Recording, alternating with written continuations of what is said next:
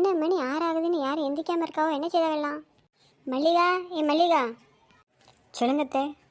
ஏட்டி இவ்வளோ நேரம் எந்திரிக்காமல் என்ன பண்ணுத? ஏட்டி மணி 6 ஆகுது, எந்திரிக்காமல் என்ன செஞ்சுட்டு இருக்கீங்களா? நேற்று கொஞ்சம் அசந்து தூங்கிட்டேன், வேற ஒன்றும் இல்லை. என்னன்னு சொல்லுங்கத்தே. மணி 6 ஆகுதுன்னு காப்பி தண்ணி வராமல் இருக்கேன் என் ரூமுக்கு, அதுக்கு தான் வந்தேன், வேற ஒன்றும் இல்லை. இது இப்போ போட்டு கொண்டாரத்தேன். அது இருக்கட்டும், அவளுங்க 2 பேர் எந்திரிச்சிட்டாடுங்களா? அத்தை இன்னைக்கு ஞாயிற்றுக்கிழமைலாம் அதான் தூங்கிட்டு இருப்பாங்க, வேற ஒன்றும் இல்லை. ஞாயிற்றுக்கிழமைனா திங்கிறதுக்கு லீவ் விட்டுறலாமா? இது இருங்கத்தை எழுப்பி விடுதேன். எழுப்பி விட்றதுக்கு அவளுக்கு ஒன்றும் சின்ன பிள்ளைங்க இல்லை, வருவாள் வந்துச்சு. அவளுங்க சின்ன பிள்ளைல எந்திரிக்க மாட்டாவளா? என்னங்க உங்கள் அம்மா சண்டே எதாவது தூங்க விடுதாவளா? சரி, மைனி ஒத்தையில் வேலை பார்த்துட்டு இருக்காங்கன்னு நினைக்கிறேன், நீ போய் ஹெல்ப் பண்ணுப்போ. மைனி வேலை பார்க்கவோனா அதுக்கு நான் என்ன பண்ணட்டும்? அது அவங்க பாடு. அவங்களும் இன்னும் கொஞ்சம் நேரம் தூங்க வேண்டியது தானே. எங்கள் அம்மா ஒரு குரல் கொடுத்தா அவங்க என்னன்னு எந்திரிச்சு கேட்காவோ. அது நம்மளால முடியாது. சரி அம்மா, நீ போ, அம்மா வந்து ஏசப்பறாவோ. அம்மாக்குன்னு அப்படியே பயப்படுதீங்களே. இவளும் வாய் வச்சுட்டு சும்மா இருக்க மாட்டா, அம்மாவும் சும்மா இருக்க மாட்டாவோ. இன்னைக்கு சண்டே, இன்னைக்கு டே எப்படி போகுதுன்னு தெரியல. Good morning Sumathi. இன்னும் பூரணி எந்திக்கலையா? இல்லைக்கா, வேணா எந்திக்கல. சீக்கிரம் எந்திக்க சொல்லல, அத்தை வந்தால் ஏசுவாவோ. சரிக்கா, எனக்கு ஒரு ஸ்ட்ராங்காக காஃபி போட்டு கொடுங்களேன். இதை வாரேன் இரு. சீக்கிரம் எழுந்திட்டீங்க போல.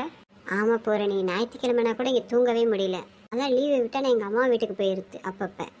இப்போ எப்படா லீவு வரும்னு இருக்கு எனக்கு, பார்த்துக்க. ரொம்ப சத்தமாக பேசாதீங்க, அத்தை வந்துட போகிறாவோ. காப்பி எப்படி இருக்கு? நல்லா இருக்குக்கா. எனக்கு என்ன ஸ்பெஷல்? இன்னைக்கு சண்டே இல்லை. தெரியலம்மா, அத்தை கறி எடுக்கணும்னு சொல்லிட்டு இருந்தாவோ.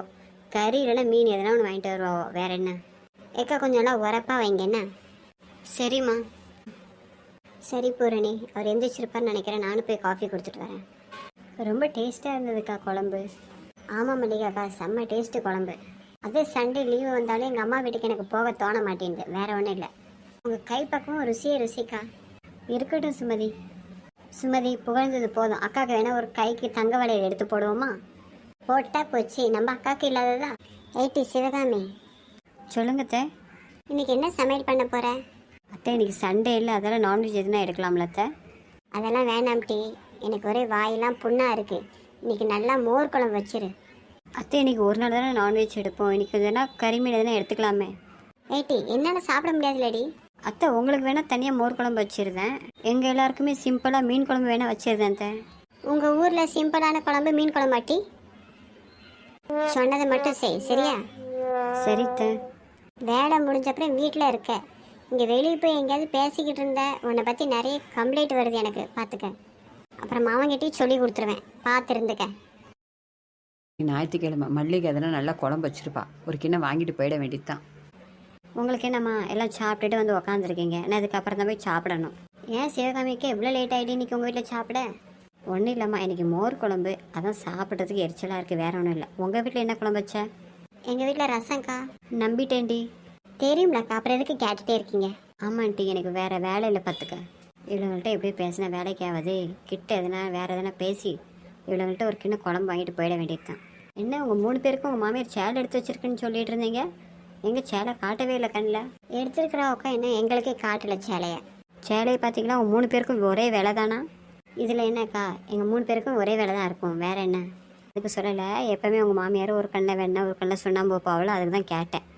என்ன வேலை இருந்தால் என்னக்கா, சேலை எடுத்து கொடுக்குறாவளோ, அந்த பாசம் இருக்குல்ல அவங்கள்ட்ட. நீ நம்பிட்டே இரு மல்லிகா, அப்போ உனக்கு தான். ஏட்டி சிவகாமி, இங்கே என்ன பண்ணிட்டு இருக்க? ஒன்றும் இல்லத்த, உங்கள் மருமகள்கிட்ட பேசிகிட்டு இருந்தேன், வேற ஒன்றும் இல்லை. நீ பேசினால எதனா வில்லங்க வச்சுட்டு வருவியே, அதான் கேட்டேன். ஆமாம் அத்தை, இப்போ என்ன வில்லங்க பண்ணிட்டா உங்கள் வீட்டில்? சேலைகளேன்னு பேசிகிட்டு இருந்தேன். என்ன பேசிகிட்டு இருந்தேன்? மற்ற விஷயம் இந்த கிழவிக்கு காது கேட்காது, இது மட்டும் நல்லா கேட்பேன். ஒன்றும் இல்லத்த, சேலை எடுத்துருக்குன்னு சொல்லிட்டு இருந்தாளுவோ, அதான் உங்கள் மாமியாருக்கு இவ்வளோ நல்லா மனசாக இருக்கேன்னு பேசிகிட்டு இருந்தேன், வேற ஒன்றும் இல்லை. சரி மல்லிகா, பூரணி, சுமதி, நான் வரேன் என்ன? எங்கள்கிட்ட ஒரு கிண்ண குழம்பு வாங்கி திங்கிறது பேசாமல் இருந்தேன். எத்த எங்கள் 3 பேருக்கும் சேலை வாங்கியிருக்கேன்னு சொன்னீங்கன்னா காட்டவே இல்லை. கொடுக்குற டைமில் கொடுப்பேன், இப்போ என்ன அவசரம்? இல்லை, அந்த சேலைலாம் எப்படி இருக்குன்னு தெரிஞ்சுக்கலான்னு ஒரு ஆசையில் தான் அத்தை.